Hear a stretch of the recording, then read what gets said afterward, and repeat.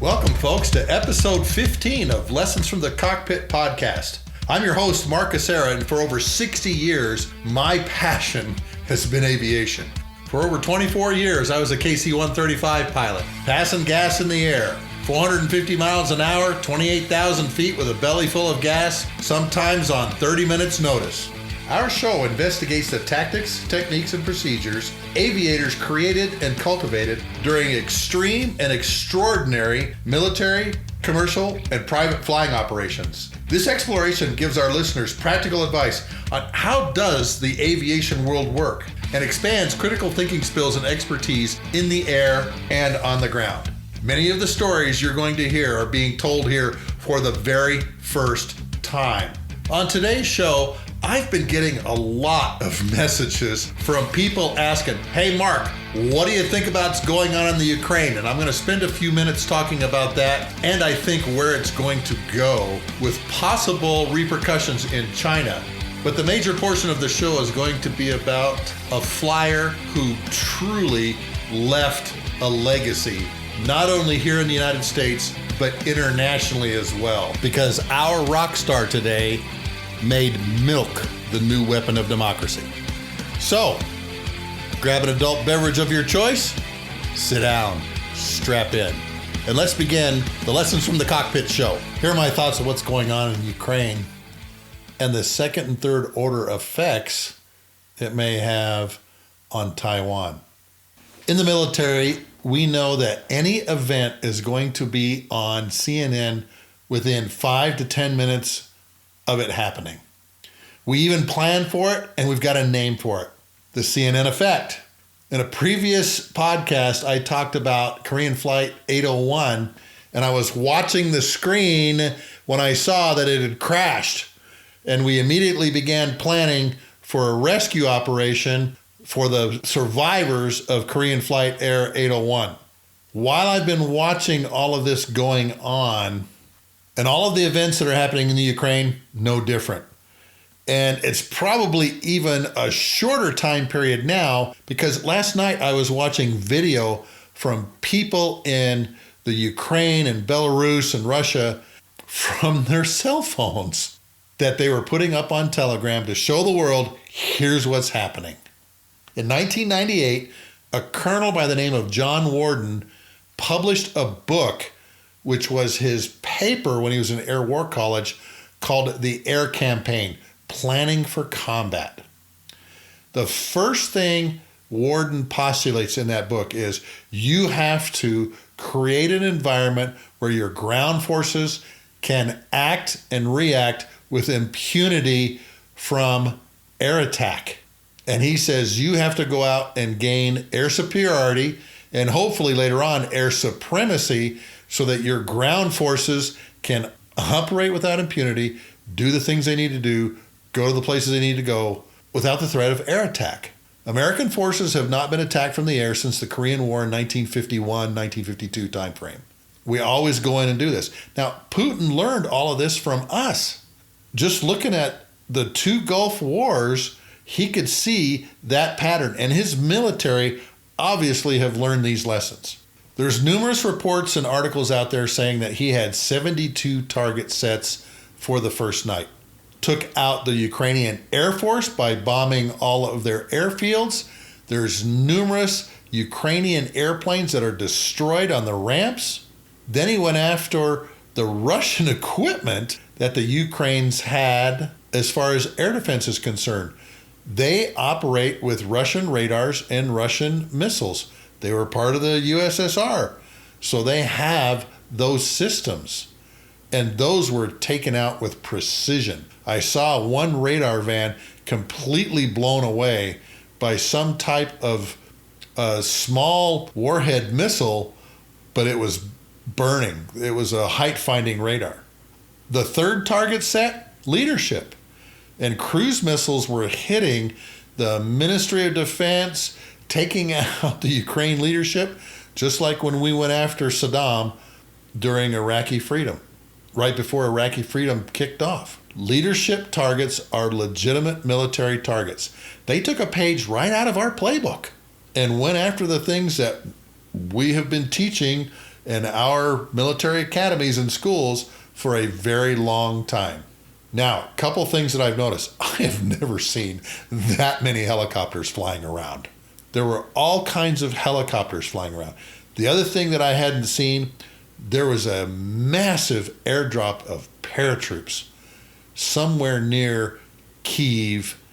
I'm not exactly sure the town that they dropped into, but one of the paratroopers had his phone and was videotaping hundreds, if not thousands, of Russian paratroopers coming out of IL-76 transport planes. I mean, it was amazing. 1,000 little white dots in the screen. The fourth target set was logistics related. Take out their fuel, take out their ammunition. You cannot fight a major war without fuel and ammunition. And there was spectacular video of these bomb dumps going up in these spectacular huge white clouds with fingers going everywhere. I mean, it was amazing to see. And once they figured all that, the ground push started. And the ground push came from three sides: Belarus, Russia, and down in the Crimea area. And there's this one map I saw that shows all of these arrows, and they're all pointing at one place: Kiev. They're all going to the seat of power. Putin's military is using our playbook in the Ukraine. They've watched us long enough in Iraq, Afghanistan, and other places that they've learned how to do this from us. The one question I've been asked a lot is, why did he do it? And I've got to be honest with you, I don't know yet. But I know that in my analysis, you have to look at 4 different categories. We call it the DIME: diplomatic, informational, military, and economic. What is his end state in those 4 areas? And ask yourself, when you're looking at the diplomatic, informational, military, and economic categories, ask yourself 3 questions. What? So what? Now what? And it's kind of hard to follow what he's doing right now. He's talked about building the old USSR of the Cold War days. Is that what he's trying to do? I've seen a lot of articles. He's trying to deal with the corruption that's going on in Ukraine that's polluting that whole region.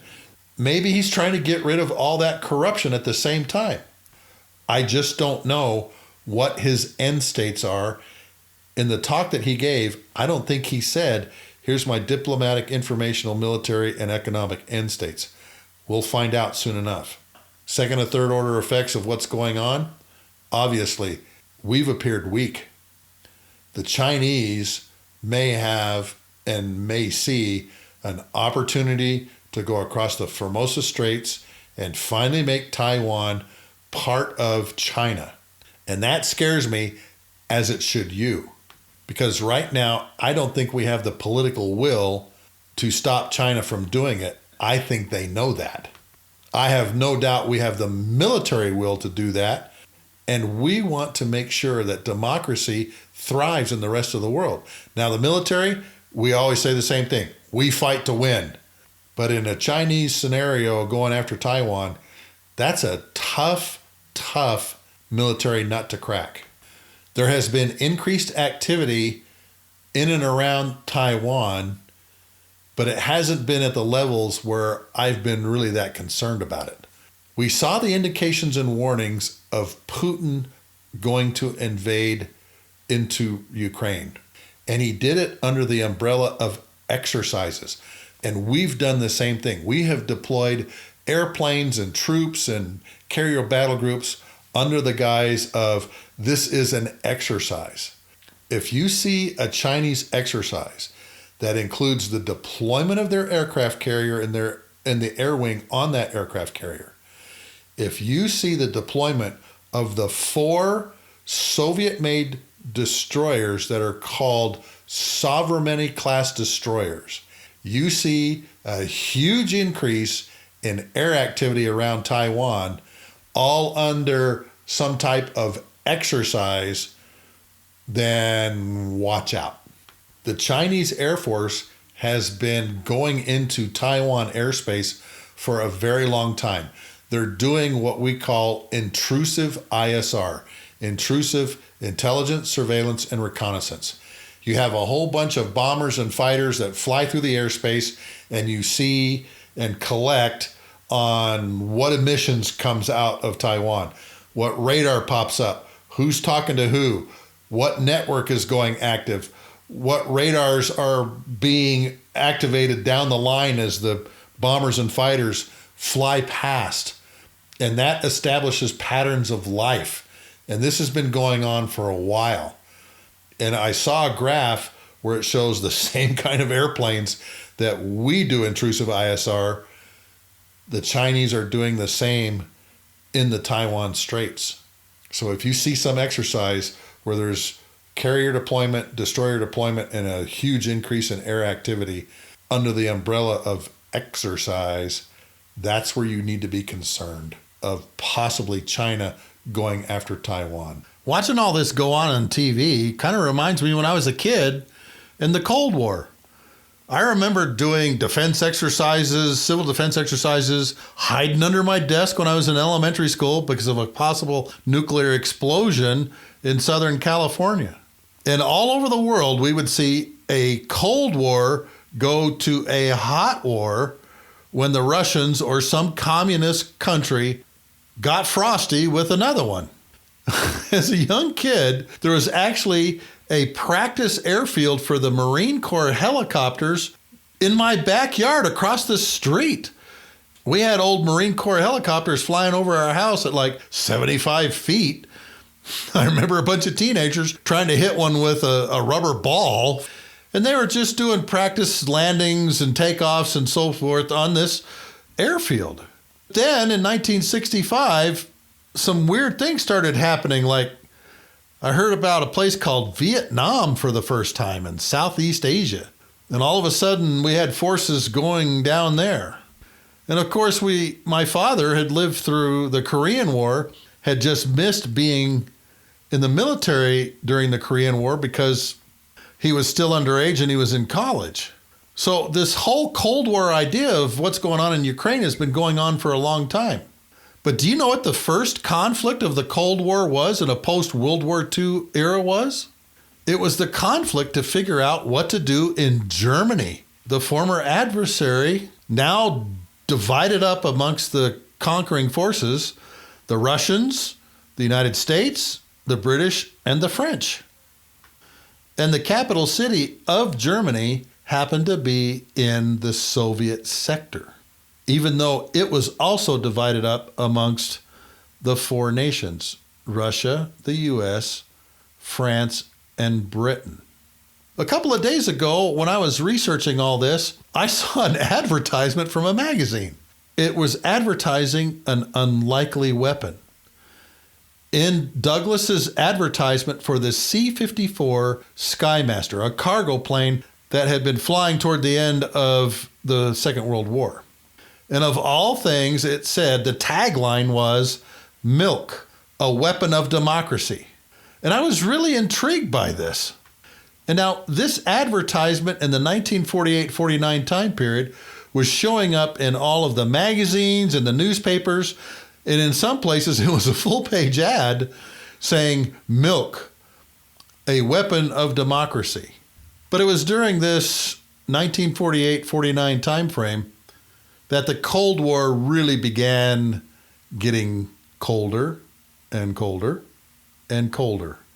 A council had been set up to manage, okay, what are we going to do in all these different sectors? And of course, the Russians, being communist, had their own ideology about how they were going to do this, and it didn't have anything to do with democracy. But in rebuilding Germany, they had to figure out, how are we going to rebuild? How are we going to keep these people employed? How are we going to feed them? What kind of industry are they going to have here? All of these kinds of issues that they're having to deal with to try and rebuild Germany into something that's functioning again after the Allies just bombed it back into the Stone Age. All of you have seen pictures of German cities, and the walls are like the only thing standing in some places, and in other places, entire cities have been flattened. Well, now it's time to rebuild all of this. And of course, The Americans want to get involved in this, as do the British and the French, but the Russians had their own ideas on how they were going to do this. And as everybody came to the table and said, okay, here's how we're going to do this. Let's talk about what we're going to do for currency in Germany now. And of course, the Russians wanted the ruble, and everybody said, no, we're not going to do that. One of the big problems was, of course, Berlin. Berlin is in the Soviet sector, which of course gives the Russians an advantage. They can just close the city off from all trucks, from all rail, everything. And in April of 1948, that's what they start doing. They're holding up trucks and cars and trains at checkpoints, and they're not letting them in, because that is their way of trying to extend their influence over what's happening. And by June of 1948, they close everything off. They say, oh, we're having technical difficulties on the railways, on the roads, everything. Technical difficulties, we've got to close the place off. This is how the Berlin blockade begins in June of 1948. The Russians just try and cut off everything in Berlin from ground transportation. Well, now you got to figure out how you're going to keep 2 million people alive in a bombed out city. One of those courses of action is, how do we do it by air? If you're going to do it by air, though, you have to figure out the first thing, what are your requirements? What is it going to take to keep 2 million Berliners alive, employed, and kicking? And when you go to Air Mobility Command now, that is the first question you'll be asked. What are your requirements? They won't even start a conversation with you until you can say, here are my requirements. And it's the same during this Berlin blockade. This is why smart men study tactics and brilliant men study logistics, because logistics runs wars like this and conflicts like this. And look at what's going on now with the supply chain and everything we've heard about it. Logistics runs the world. The Allies had to sit down and figure out, well, how are we going to keep 2 million people in Berlin going? What's it going to take? Here are some really astonishing numbers. 646 tons of flour and wheat, 125 tons of cereal, 64 tons of fat to cook with, 109 tons of meat and fish, 180 tons of potatoes, 180 tons of sugar, 11 tons of coffee, can't cut off the coffee, 19 tons of powdered milk, 5 tons of whole milk for kids. Again, milk is a weapon for democracy, according to Douglas Aircraft's advertisement. 3 tons of fresh yeast to bake with, 144 tons of dried vegetables, 38 tons of salt, 10 tons of cheese, and all of this totals 1,534 tons to keep 2 million people alive in West Berlin. Now, of course, you had to add to that, how are we going to heat the homes during the wintertime? What kind of energy will we use in order to do that? During this time period, coal was one of those ways of not only heating homes, but also providing fire in the furnaces for industry. So when you add all this up and you look at it all, it's going to take approximately 4,500 tons a day just to keep the city sustained. Those are your requirements. At this time, General Lucius Clay of the Army was the commander of all forces in Europe.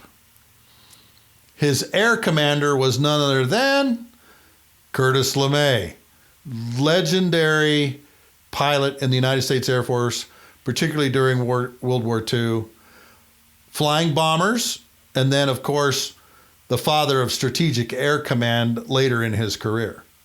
He's the United States Air Force's Europe commander at the time. So Clay comes to LeMay and says, hey, is this even possible? Anybody that's read anything about LeMay, he's very optimistic. He goes, oh, yeah, sure, we can do this. And from that conversation begins what is called the Berlin Airlift in June of 1948, which runs for about 15 months. But LeMay's got a couple problems staring him right in the face. First thing is, Berlin is in the Russian sector.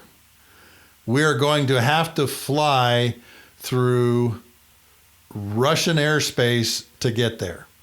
So they need to create airspace corridors in order to get to Berlin and get out. That was one of the things we always had to deal with, particularly when we were refueling in Afghanistan and Iraq, is where we were going to build the airspace to refuel, to have close air support guys hanging out, to have the bombers hanging out. Airspace always becomes a big issue. And when you're talking airspace, you've also got to talk Sun Tzu's 5 constants. One of those is Earth, meaning the weather. You've got to figure out how are you going to deal with the weather. And if any of you have ever been to Europe during the wintertime, the weather stinks. Visibility can go down to nothing in fog and rain and snow.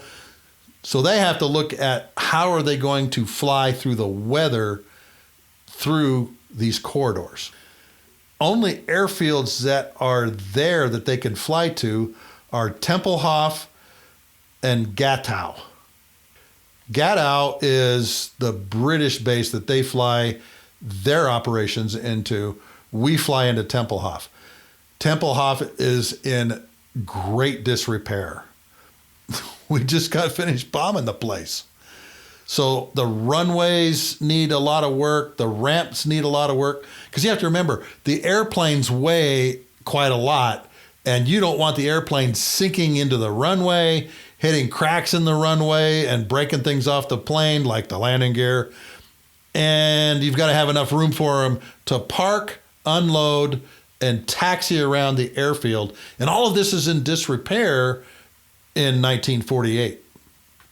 Once you know what your requirements are, what your airfield limitations are and capabilities are, then you can kind of figure out, okay, well, these are the airplanes that I can use.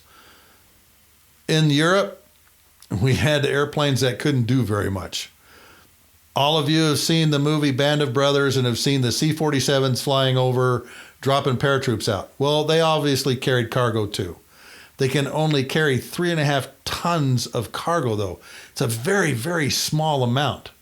There is an airplane in the United States inventory that carries 3 times as much as the C-47 Goonie Birds.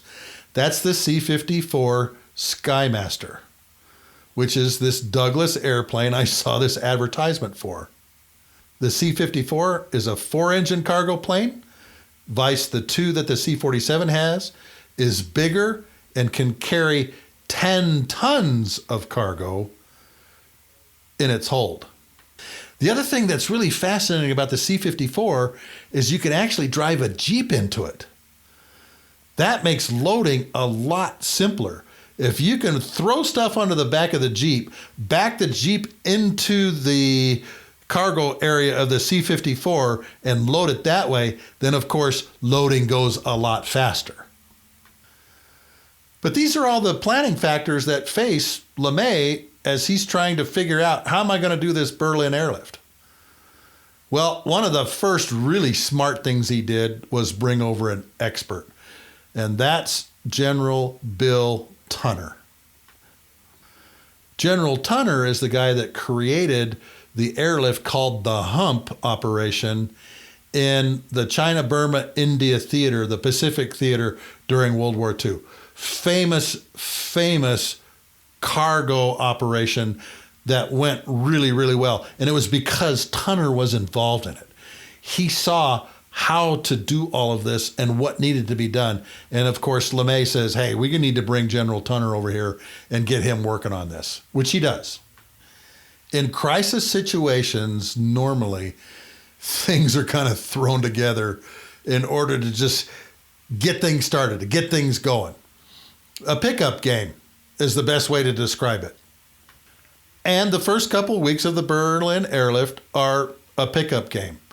There's a lot of things left to be desired. It's not efficient, not effective. The weather's bad, and there's some accidents and some guys killed. And one day, Tunner is flying on a mission. He's got to go out and see it for himself. He's a hands-on kind of guy. And he flies over there. The weather turns rotten, and Tempelhof Tower with American forces in it are stacking everybody up in the weather. Tunner realizes that this is a potential for a mid-air collision. And he says over the radio, everybody go home. Everybody get out of here until we figure this out. And Tunner stays and actually gets on the ground and kind of sees what's going on at Tempelhof. And he realizes he needs to change a lot of things. In a previous episode, I told you, aviate, navigate, and communicate. Every pilot knows those three words. Tunner is no different. To supply the city of Berlin, he's got to kind of figure out how he's going to make a conveyor belt in and out of Tempelhof. Now, the American airplanes are coming in from two different bases, and he figures out first thing we got to set up is navigation system to get them in and out and to get them on the ground. Because of the weather, he sets up instrument flight rules are the way we're going to go. None of this is going to be flown visually. All of it is on IFR rules, meaning we can fly through the weather. And the Americans at this time period were really good at that and were trained to do such a thing. Getting on the ground, a little more difficult. They used precision approach by radar. We used to call it PARs, but that's how they get airplanes down on the ground. And they're landing about every 3 minutes. So this is a really tight conveyor belt. One of the other procedures that he institutes, again, for safety reasons, is if you're on approach and you come down to minimums and you don't see the airfield and you can't land, you leave. You just go back and we will put you back in the conveyor belt somewhere else instead of holding over Tempelhof waiting for the weather to get better. That was not the place to do it, and he realized that. So Tunner comes in and creates all of these procedures, which not only makes it more effective and efficient, but also makes it safer. The next problem he has to deal with, there's only 2 C-54s that are flying in this thing. He's got to get a lot more Douglas C-54 Skymasters over to Europe. So he sends a message back to the States, and 72 Douglas C-54s are grabbed from all over the United States Air Force and are brought to Rhein-Main Air Base and the other air base up to the north. Name escapes me for right now. Oh, it's Wiesbaden. Rhein-Main and Wiesbaden, and they're fairly close together. So now they've got aviate, navigate. Now they institute communicate. If you were going east in Berlin, your call sign was easy. If you were coming west out of Berlin, your call sign was Willy. This way you knew who was coming in, who was going out. The C-47s all went by Easy and Willy. The C-54s, the bigger airplane, went by Big Easy or Big Willy. Let's not make this complicated, okay? So now, Tunner has everything pretty much situated the way he wants it. Aviate, navigate, communicate. Got it all set up. The last problem he's got to deal with is actually on the ground at Tempelhof, and that is, of course, unloading the airplanes. There's an entire Berlin workforce ready and willing and waiting to help him. And he actually employs the Berliners to help offload the airplanes. And you know what? These Berliners got so good at what they were doing in getting coal and milk and fat and sugar off of the airplanes that they could unload a 10-ton cargo airplane in 10 minutes. A ton a minute. And I thought about that for a little bit. That's a lot to do in 60 seconds. That's what the record was. They even had one crew that got it down even below that, 10 minutes. So these good crews were doing between 10 and 15 minutes and then sending the airplane back out. One other thing Tunner included in all this. A lot of the pilots were leaving their airplane and going into the terminal to get stuff to eat and to find out what the weather was. And Tunner says, we ain't doing that anymore. He makes all of the pilots stay at their planes. You got to get information to them. You got to feed them. He creates like this Meals on Wheels thing, and he uses the German women to do it. So all these Fräuleins are coming out to the airplane, delivering donuts and coffee and who knows what else to the pilots. And he does it in Jeeps and trucks that would come down the flight line and deliver messages, deliver food and coffee and so forth to the pilots, because some of these pilots were making several trips a day doing that. And it gets tiring after you're doing this, and it's very stressful. But if you can land and get a donut and coffee from a German Fräulein, then maybe you're a little more motivated to do this. And that was one of the last things he instituted. But now Tunner has this operation running pretty smoothly. Air Transport Command starts sending airplanes over to Europe. The C-54s are operating mostly out of Rhein-Main and Wiesbaden. We operated out of Rhein-Main for a very long time until we gave it back to the Germans.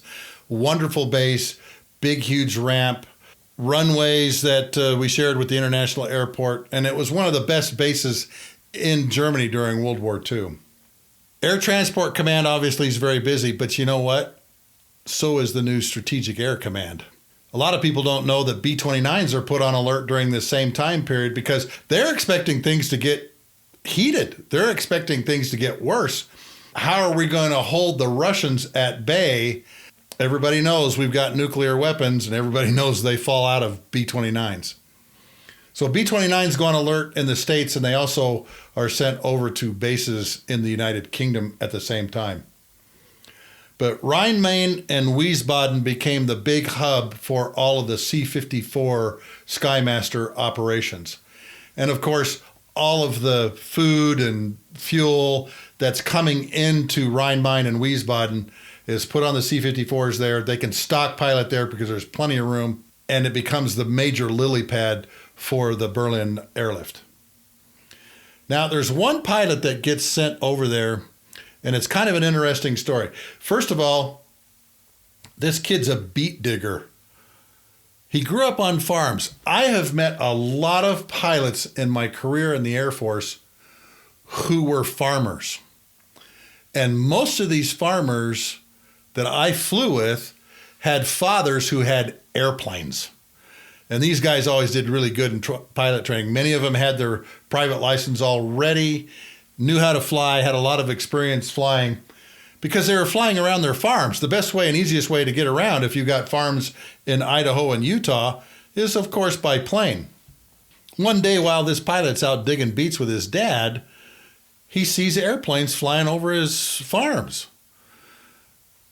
Training is ramping up for whatever's going to happen, and a lot of guys are being trained at a base not too far from him and where he lives. So he sees airplanes for the first time about 12 years old and is bitten by the bug. You know, hey, that's something I'd really like to do.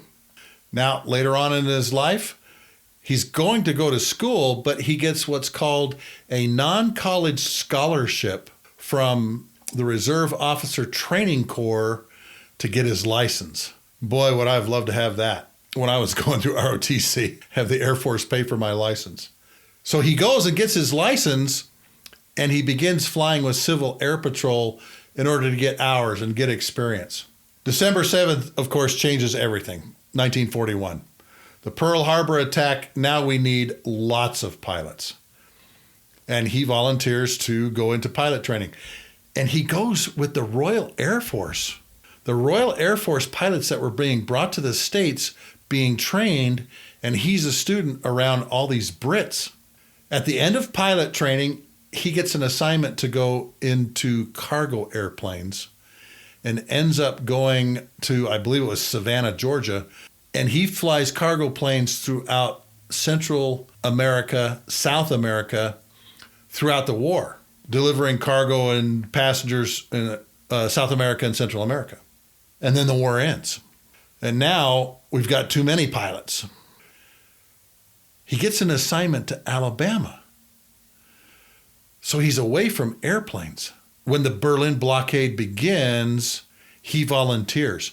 He doesn't get picked in the initial group that goes over and volunteers for a friend of his whose wife had just had twins. And he deploys over there, and he's got a really bad cold. So he's gathering up handkerchiefs from all of his buddies, going, hey, give me your handkerchief. Got this bad cold, got a runny nose, and I need handkerchiefs. When the Berlin Airlift starts in July of 1948, a lot of people thought it was going to fail. They didn't think that they were going to be able to do the things that they needed to do. Tunner hadn't showed up yet, and they were way behind the power curve. They were not delivering the amount of supplies that was needed in Berlin. And our hero, thinking, well, this isn't going to last very long, decides on a day off to hop on an airplane and go into Tempelhof because this may be the last chance I see Berlin, so let's go do it. And he lands there at Tempelhof and starts looking around the base, and he's got his movie camera with him. He gets out of the plane, goes into the control office, sees that, and then walks out to the end of the runway. That's where the action is. Airplanes coming in, airplanes going out, and he starts videoing airplanes on approach and departure out of Tempelhof. And remember, there's a runway event every 3 minutes, so he's busy. He's got airplanes coming over his head. He's got airplanes that are going by him. While he's out at the end of the runway, he sees 30 kids behind a fence. And initially, he doesn't pay him a whole lot of mind. He's just watching the airplanes come in and out. And finally, he goes over and he talks to the kids behind the fence. And the kids tell him how grateful they are that they're doing this. They're not asking for anything. They're just telling him, we're so grateful you're doing this, because they know and they tell him, if we lose our freedom, we've lost it for good. And he's struck by that. He's only got 2 sticks of gum in his pocket. And so while talking to the kids, he passes the 2 sticks of gum through the fence. And the kids start tearing the piece of gum up and handing it out.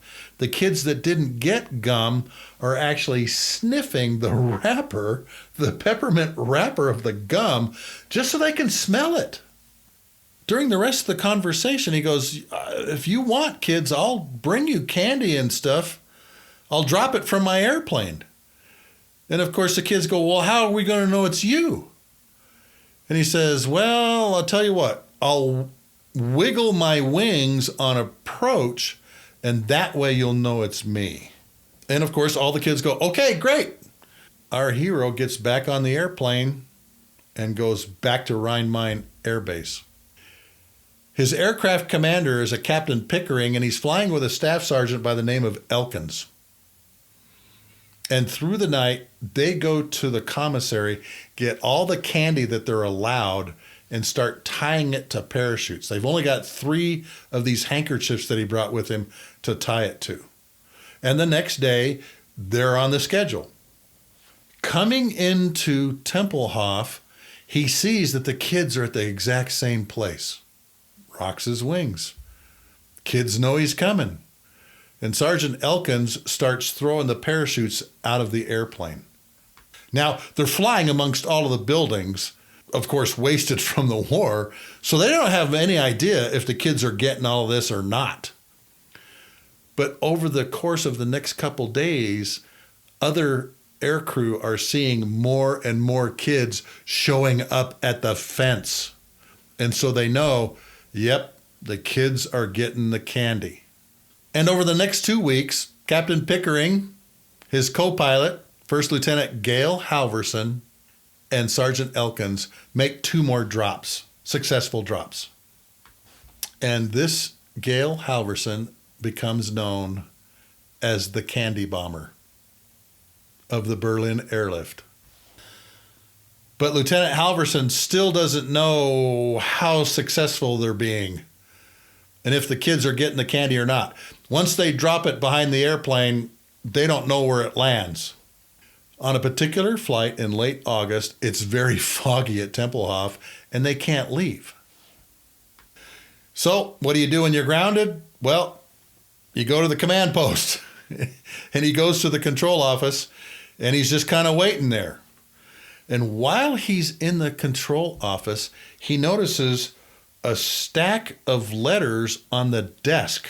And on the outsides of the envelopes is written Onkel Wackelflugel, or Schockenlanden Flieger. He's going, what are these?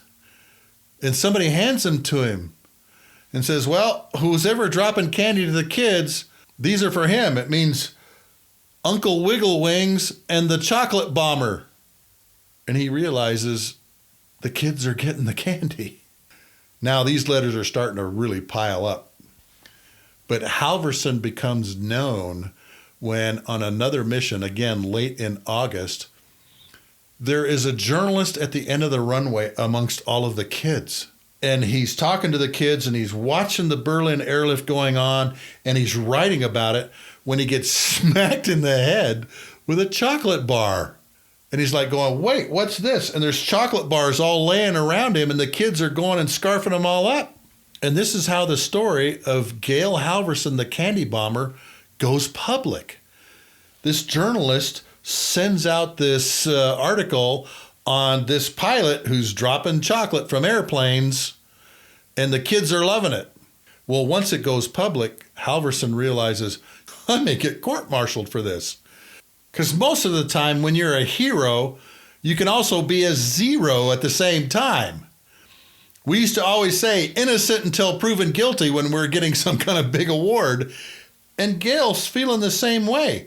He's worried about getting court-martialed from all of this. And in fact, his commander wants to do that. But General Tunner finds out. He's going, no, wait a minute. This is a huge psychological win for us by showing here's this young lieutenant dropping candy to all the kids in a bombed out city. This is great. And he puts Halvorsen everywhere in the media.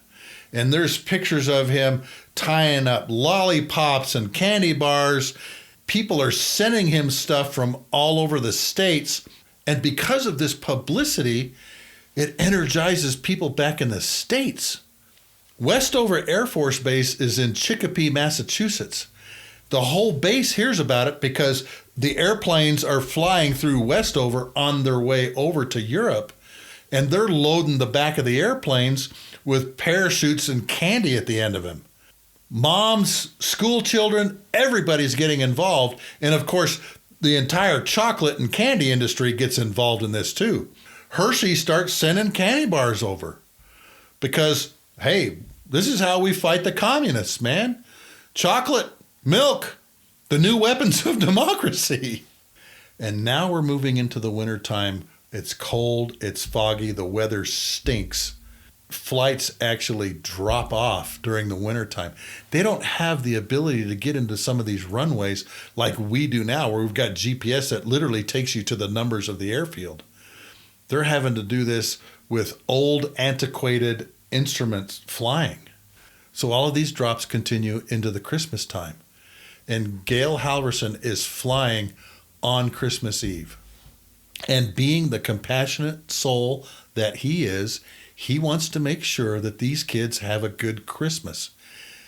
And he takes it upon himself, and all of the other pilots realize we've got to do something for these kids for Christmas. All the candy's flowing from the States. It's all rigged up with parachutes ready to go. So now on Christmas Eve, he is going to make sure, as well as all the airlift crews, that the kids have a good Christmas there in Berlin. On the night of Christmas Eve in 1948, American cargo air crews dropped 4,000 candy bombs on top of Berlin. And when the kids wake up in the morning on Christmas Day, there's candy everywhere there at the runways. And the kids are out there scooping it all up. Can you imagine what that picture must have been like? And can you imagine how rewarding that must have felt to these guys and gals that were involved in this? Halvorsen's last flight is just a few weeks later in January of 1949. The Berlin Airlift goes until September of 49. As I mentioned, 15 months long. When it's all over with and he leaves, he's dropped 90,000 parachutes of candy on these kids. During the entire Berlin Airlift, 4.6 billion pounds of supplies is moved by air, breaking the blockade. The Russians realize we can't stop this. There's no way that we can stop this. But through the entire Berlin Airlift, 23 million pounds of candy is dropped to these kids at the end of the runway. Just an amazing feat. And now you understand why Gail Halvorsen is in so many halls of fame, because he's the man that got this going. He is the rock star of the Berlin Airlift.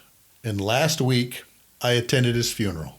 He passed away peacefully at home at the age of 101. General Duncan McNabb was there representing the Air Force, and he got to accompany Gail to the 60th anniversary of the Berlin Airlift. And he told this story. He said it was like walking around Berlin and through Germany with a rock star.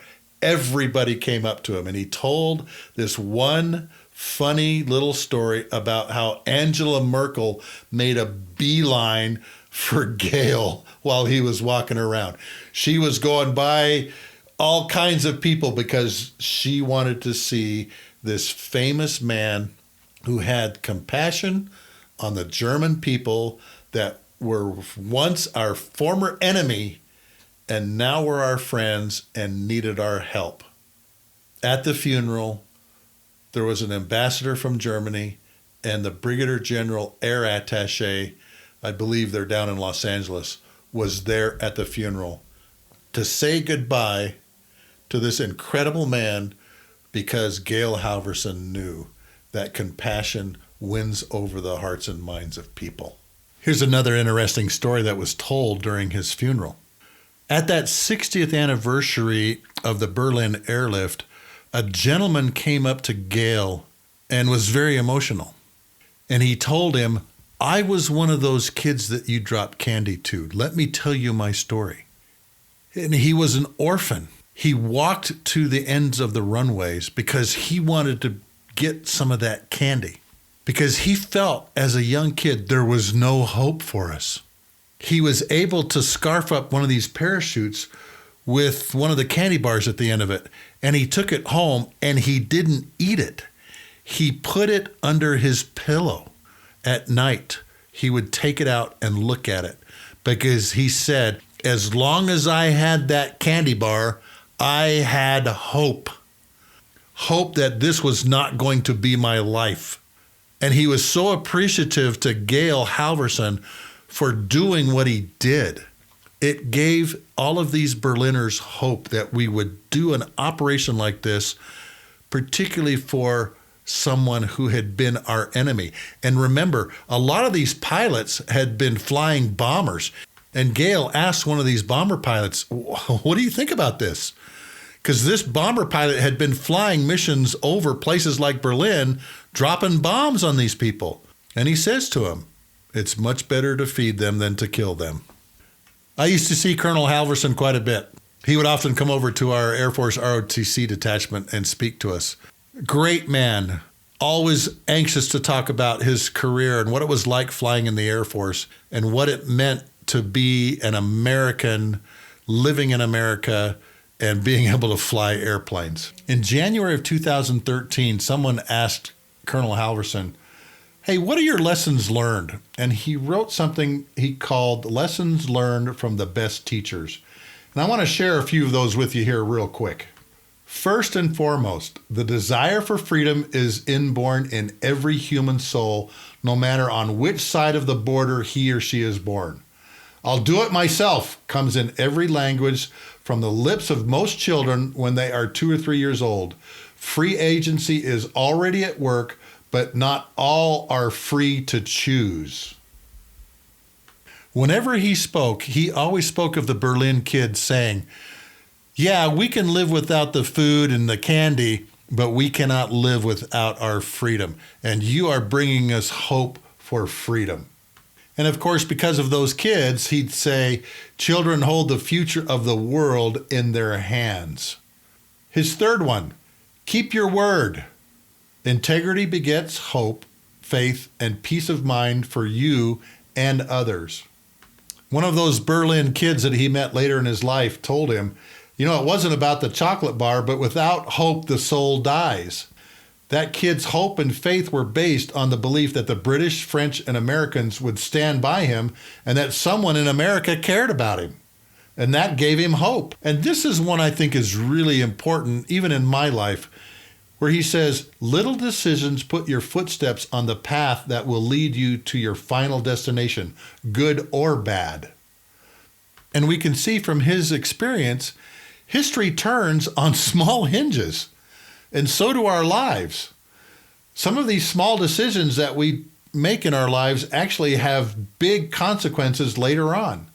If there's a conflict when you make a decision, always put principle before pleasure.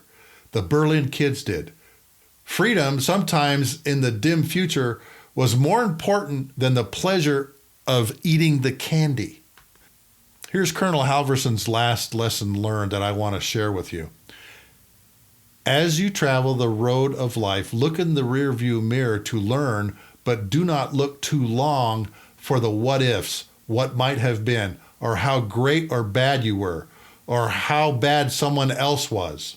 Dwelling too long on these things, you will surely miss the turnoff on the road to what you might become.